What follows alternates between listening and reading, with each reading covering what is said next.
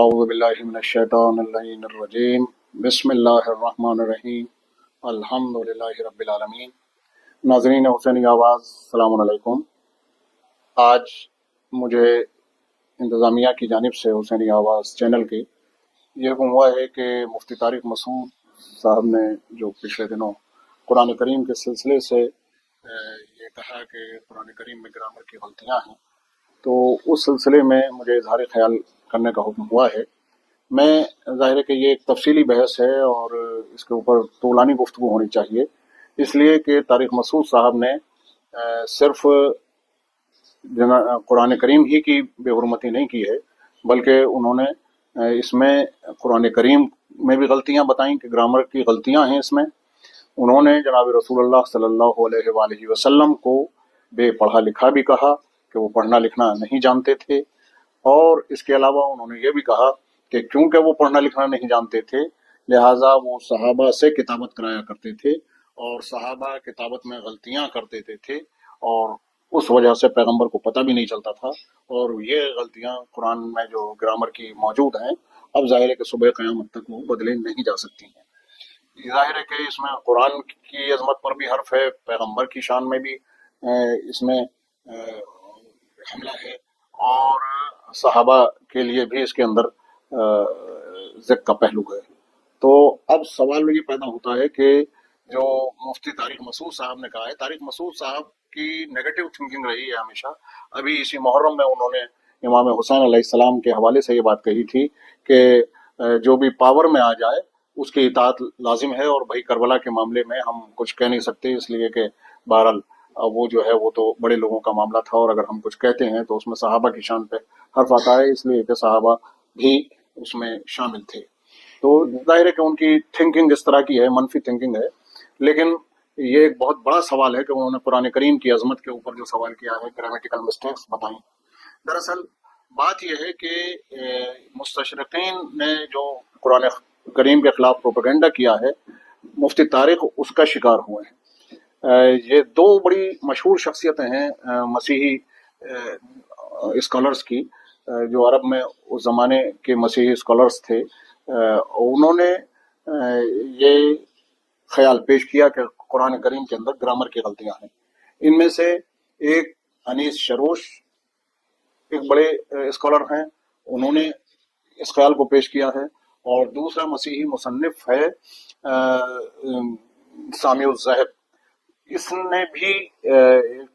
یہ خیال پیش کیا کہ قرآن کریم کے اندر گرامیٹیکل مسٹیکس ہیں،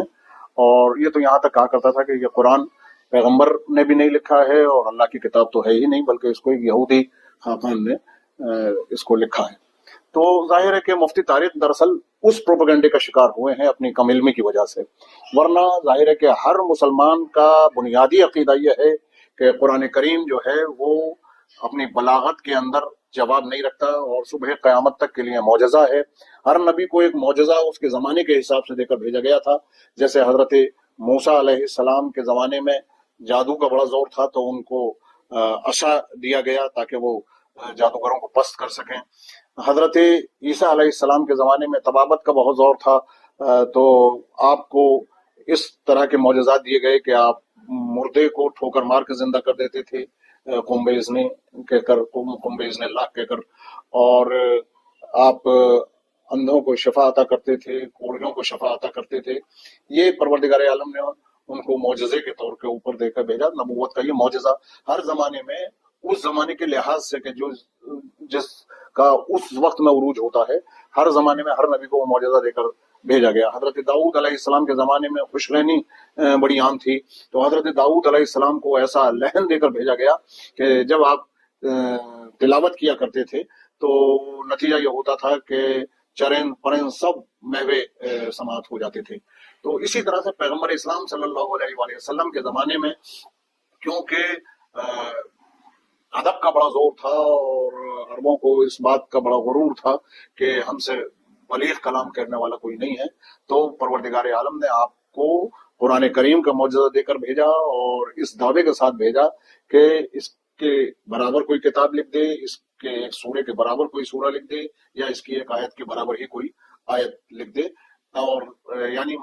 کوئی لکھ نہیں سکتا. تمام جنوں انسان مل کر اگر چاہیں تو قرآن کریم کے ایک سورے کے برابر ایک سورہ نہیں لکھ سکتے، ایک آیت کے برابر ایک آیت نہیں لکھ سکتے.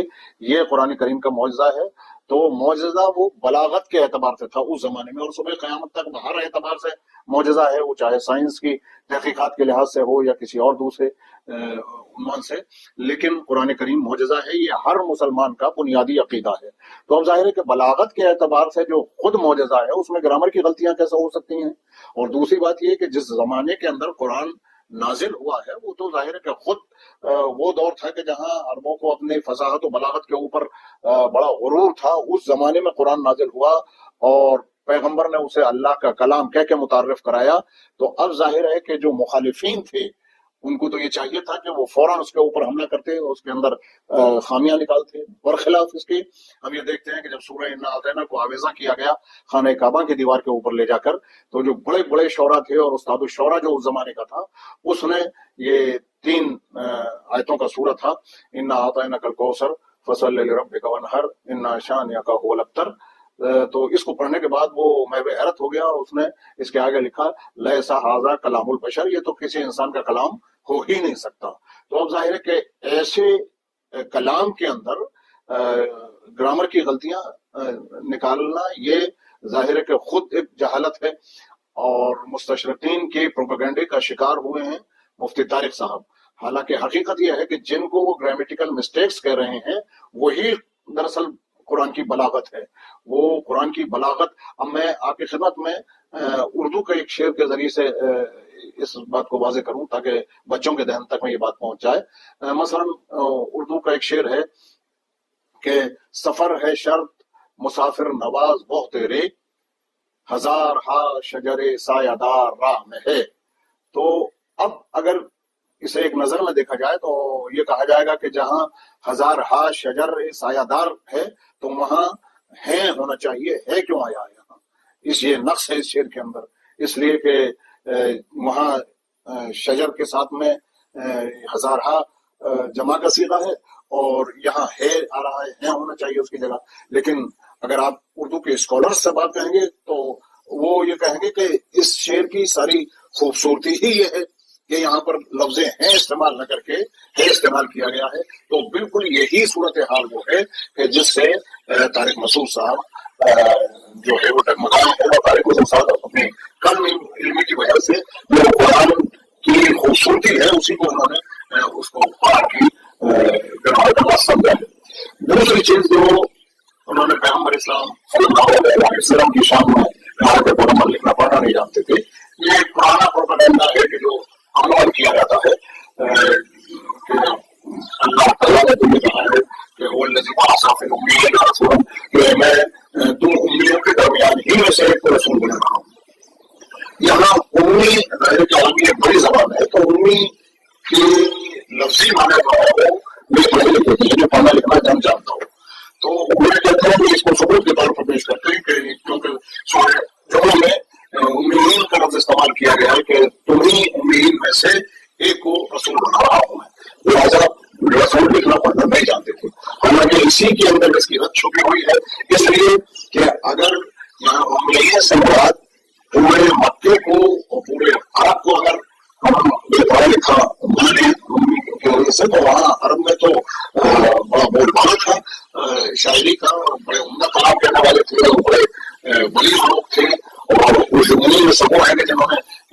مفتی طارق صاحب کہتے ہیں کہ کتابت کی قرآن کریم کی تو ظاہر کے سب یہ پڑھے لکھے بنا تھے. تو ان میں سے اگر ہم کا لفظ پہ آپ سب کے اطلاع کریں گے تو اس کے معنی میں پورا مکہ پورا بڑا بے پڑھا لکھا ہو جائے گا. امیر سے مراد نہیں ہے بلکہ اس زمانے میں مکے کا اعلان پڑھا لکھا، تو اس اعتبار سے مکے والوں کو اس میں نہیں کہا جاتا تھا. کے والوں کو اسی طرح سے بڑا کہا جاتا تھا، اسے تو امید کہا جاتا تھا.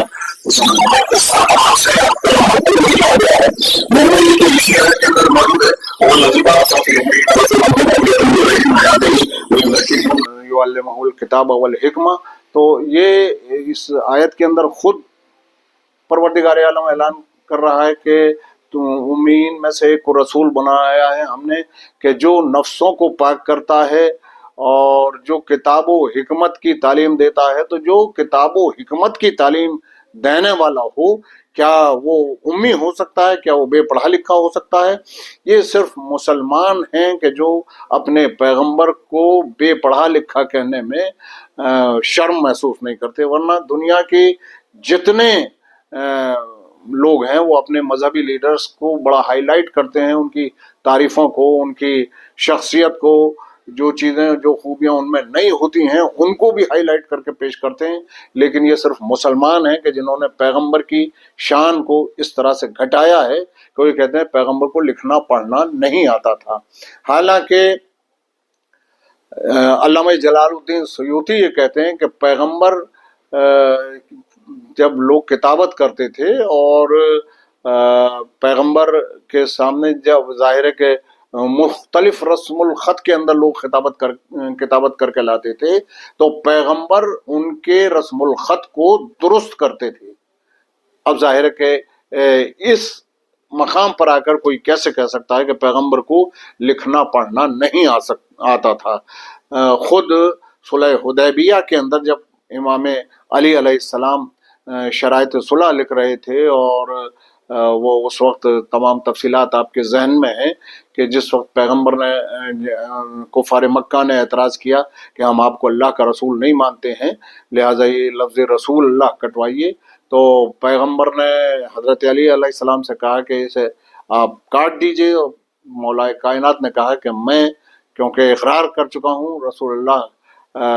میں نے کہا ہے زبان سے، وہ میرا عقیدہ ہے، میں اسے قلم زد نہیں کر سکتا۔ تو پیغمبر نے کہا کہ لاؤ مجھے دو، میں قلم زد کے دیتا ہوں۔ خود پیغمبر نے قلم زد کیا۔ اسی طرح سے بڑا مشہور واقعہ ہے واقع قرطاس و قلم جو ہے، صحیح بخاری کے اندر موجود ہے، 7 جگہ موجود ہے یہ واقعہ کہ پیغمبر نے اپنے آخری وقت میں کہا کہ لاؤ قلم و دعوات لاؤ تاکہ میں تمہیں ایسی تحریر لکھ دوں کہ تم ہرگز گمراہ نہ ہو سکو۔ تو پیغمبر اگر لکھنا پڑھنا نہیں جانتے تھے تو پیغمبر نے قلم و دعوات کیوں مانگا اور یہ کیوں کہا کہ میں لکھ دوں؟ اور اگر پیغمبر لکھ رہے تھے،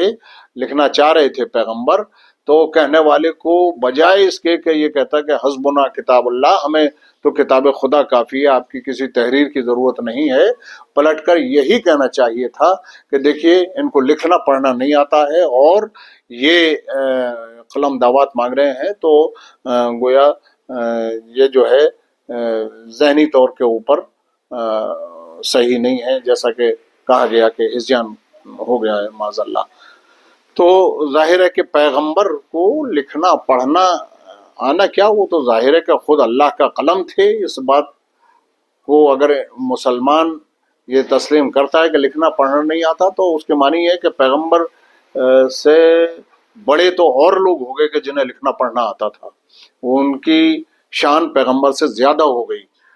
یہ توہین پیغمبر اسلام ہے۔ بھائی مفتی تاریخ جن حدیثوں کو پڑھ کر اسکالر بن جائیں، پیغمبر کی جن حدیثوں کا مطالعہ کر کے، پیغمبر کی جن حدیثوں کو بیان کر کے، پیغمبر کی جن حدیثوں کی تشریح پڑھ کر مفتی تاریخ اسکالر بن سکتے ہیں، اسلامی اسکالر کہلانے لگیں، کیا وہ نبی بے پڑھا لکھا ہو سکتا ہے؟ معاذ اللہ۔ بہرحال یہ پیغمبر کے اوپر ایک بہتان ہے اور صحابہ کی بھی اس کے اندر بہرحال کردار کشی کی گئی ہے، یہ کہہ کر کہ وہ غلطیاں کر دیتے تھے اور پیغمبر ان کو پکڑ نہیں پاتے تھے لکھنا نہ پڑھنا جاننے کی وجہ سے۔ تو یہ قرآن کی بھی توہین تھی،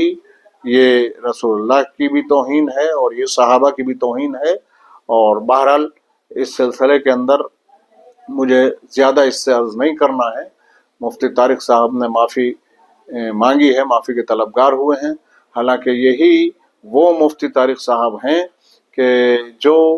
اس طرح کی غلطیوں کے اوپر صفائی نہ دینے کی وکالت کر چکے ہیں اور بہت سے لوگوں کو کہ جو تحقیق کر دیے گئے یا سزائے موت کا شکار ہو گئے یا انہیں قتل کر ڈالا گیا، وہ ان سب کے حامی رہے طارق مسعود صاحب، اور انہوں نے اس سلسلے کے اندر بڑی کاوش کی ہے کہ جو لوگ اس طرح کی توہین کرتے ہیں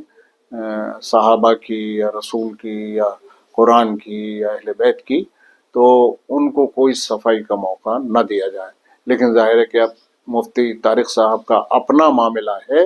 لہٰذا وہ یہ کہہ رہے ہیں کہ مجھ سے بہرحال غلطی ہو گئی اور مجھے معاف کر دیا جائے۔